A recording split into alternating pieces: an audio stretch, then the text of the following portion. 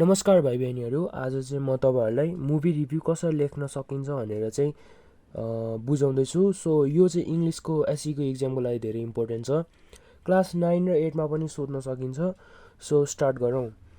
Movie review चाहिँ लेख्नुभन्दा सबभन्दा पहिले चाहिँ तपाईँले आफ्नो पेपरमा चाहिँ यसरी मुभी रिभ्यू भनेर चाहिँ पेपरको सबभन्दा माथि लेख्नुपर्छ, नत्र तपाईँको मार्क्स काटिन सक्छ। त्यो चाहिँ टिचरमा भर पर्छ। अनि त्योभन्दा तल चाहिँ तपाईँले टाइटल, मुभीको टाइटल हाल्ने। यहाँ चाहिँ मैले द डार्क नाइट राइजेस भनेर टाइटल हालेको छु। यो चाहिँ ब्याटम्यानको मुभी हो, 2012मा आएको। त्योभन्दा तल चाहिँ स्टारिङ कास्ट भनेको चाहिँ यो चाहिँ मुभीमा काम गर्ने एक्टरहरू को एक्ट गरिरहेछन् मुभीमा। अब यो मुभीमा क्रिस्टियन बेल, टम हार्डी, एने ह्याथवे, जोसेफ गर्डनहरू जस्ता एक्टरहरू काम गरेका छन्। अनि त्योभन्दा तल डिरेक्टर यो मुभीको डिरेक्टरको नाम लेख्ने। अनि यसमा चाहिँ क्रिस्टोफर नोलन छ, उहाँले चाहिँ यो मुभी डिरेक्ट गर्नुभएको हो। तल राइटरमा पनि Jonathan Nolan, Christopher Nolan, David S GoAir, उहाँहरूको राइटरको नाम लेख्ने। अनि तल ड्युरेसन र रिलिज डेट, यो चाहिँ छुट्याउनै भएन है। मुभी रिभ्यूमा यो चाहिँ छुट्याउनै भएन। यो ड्युरेसन, रिलिज डेट, अनि डिरेक्टर, जनरा मैले बिर्सेँ है। जनरामा चाहिँ तपाईँहरूले जनरा भनेको चाहिँ के हो भने, जनरा चाहिँ यो मुभी कस्तो टाइपको मुभी हो। अब यो ब्याटम्यानको मुभी भएको भएर यसमा चाहिँ एक्टर, ड्रामा, एक्सन ड्रामाहरू छ है। अब अरूमा चाहिँ तपाईँले हरर मुभी हो भने हरर, थ्रिलर मुभी हो भने थ्रिलर, एडभेन्चर मुभी हो भने एडभेन्चर, त्यसरी चाहिँ तपाईँले जनराहरू छुट्टै मुभीको छुट्टै जनराहरू हुन्छ है। तपाईँले मुभी रिभ्यू लेख्दाखेरि चाहिँ यो सबभन्दा पहिला त टाइटल छुट्याउनै भएन, कास्ट छुट्याउनु भएन, स्टारिङ कास्ट, एक्टरहरूको नाम, डिरेक्टर, जनरा, ड्युरेसन र रिलिज डेट चाहिँ यिनीहरू चाहिँ छुट्याउनै भएन है। अब यिनीहरू सबै लेखेपछि चाहिँ तपाईँहरूले तलपट्टि चाहिँ के गर्ने भने, डिरेक्टरले यो मुभी कसरी ल्याएको हो, डिरेक्टरले यो मुभी कस्तो इन्सपायर्ड, केबाट इन्सपायर्ड भएर ल्याएको हो, यो तपाईँले मुभी रिभ्यूमा लेख्न सक्छौँ। अब यहाँ Christopher Nolan yet brings another adrenaline field comic inspired movie in the big screen. We see all sorts of familiar faces this time around, but the audience is introduced to a few new characters as well. हो हेर्नुहोस्, अब यहाँ comic inspired भनेको छ। यो Batman त comic inspired हो नि त है। कमिक इन्सपायर्ड भनेर अब केबाट इन्सपायर्ड भएको हो। अब यो मुभीमा तपाईँले कस्तो अब के देख्न सक्नुहुन्छ, तपाईँले पुरानै फेसेसहरू देख्न सक्नुहुन्छ कि पपुलर फेसेसहरू। अब यो चाहिँ यो ब्याटम्यान मुभी चाहिँ अब यो सिक्वल भएको भएर, पहिलाको मुभीको सिक्वल भएको भएर तपाईँले अब यहाँ पुरानै एक्टरहरू देख्न सक्नुहुन्छ कि नयाँ एक्टरहरू देख्न सक्नुहुन्छ कि, त्यो चाहिँ तपाईँले यहाँ लेख्न सक्नुहुन्छ है। अनि अब योभन्दा तल चाहिँ अब तपाईँले मुभीलाई सर्टमा, एकदम मुभी रिभ्यूलाई अब एकदम ट्रेलर जसरी एकदम सर्टमा तपाईँले डिस्क्राइब गर्ने, एकदम सर्टमा। अब यहाँ के भनेको छ भने, यो ब्याटम्यानको मुभीमा, we see crisis threatens Gotham city, Bruce Wayne jumps back into Batmobile to fight crime. Batman is joined by his quest by an Edgar orphaned cop, a seductive cat burglar, and a violent masked villain.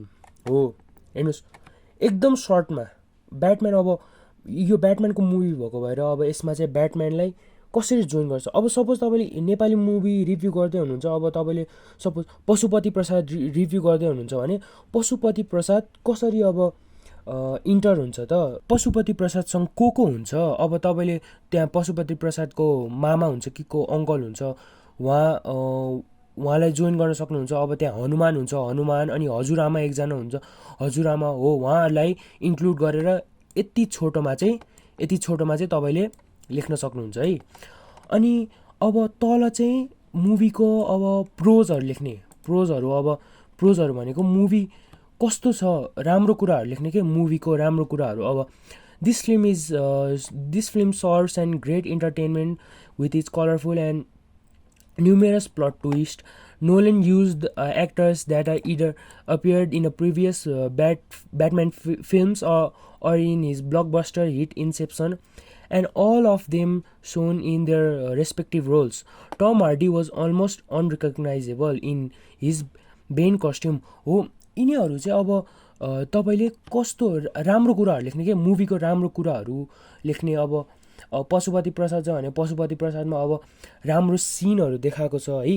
अब beautiful scenery of Pashupati places and the places of Kathmandu joined by different talented actors, त्यसरी भनेर तपाईँले यो paragraph लेख्ने।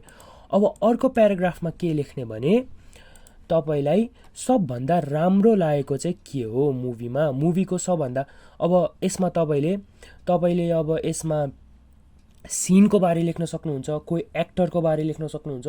धेरै जस्तो म एक्टरको बारे लेख्न प्रिफर गर्छु है, एक्टरको अलि लेख्न सजिलो हुन्छ।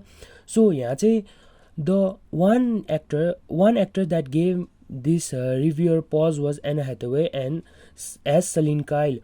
हो, यो एक्टरको एना ह्याथवेको बारेमा हो। अब एक्टरले चाहिँ कस्तो राम्रो पर्फर्म गर्यो कि कस्तो लाग्यो, त्यो तपाईँलाई मनपर्ने जुन एक्टरले चाहिँ काम गर्यो त्यसको काम चाहिँ कस्तो लाग्यो, त्यो एक्टरको काम चाहिँ कस्तो लाग्यो। अब मुभीमा कस्तो रोल प्ले गर्यो, कसरी रोल प्ले गर्यो, अब रुवायो कि तपाईँहरूलाई होइन, धेरै कमेडी गरेर हँसायो कि हो, त्यो भनेर चाहिँ एक्टरको बारेमा चाहिँ यहाँ लेख्ने। एक्टर अथवा तपाईँलाई सिनहरू मनपर्छ भने सिनहरूको बारेमा पनि लेख्न सक्नुहुन्छ। सो अब यहाँ चाहिँ तपाईँले मुभीको अब के इम्प्रुभ गर्न सकिन्छ त, लास्टमा के मुभीमा इम्प्रुभ गर्न सकिन्छ, लास्ट प्याराग्राफमा तपाईँले लेख्न सक्नुहुन्छ। True to Nolan style at 164 minutes this film is fairly long. अब हेर्नुहोस् यो फिल्म चाहिँ लङ छ भनेर भनिरहेको छ है। There were a few times when the movie felt be drawn out but the gorgeous scenes, action scenes and impressive dialogues really held the audience attention and kept them on the edge of the seat.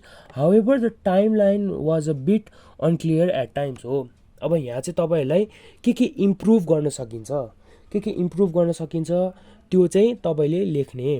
अनि लास्टमा चाहिँ despite the film's minor shortcomings the Dark Knight. हो, अब तपाईँलाई movie अब suppose तपाईँले यो movie review भनेको त अरूलाई भन्दै हुनुहुन्छ नि हो। अब अरूलाई भन्दै हुनुहुन्छ भने तपाईँले यो अरूहरूलाई हेर्न सजेस्ट गर्नुहुन्छ कि हुँदैन।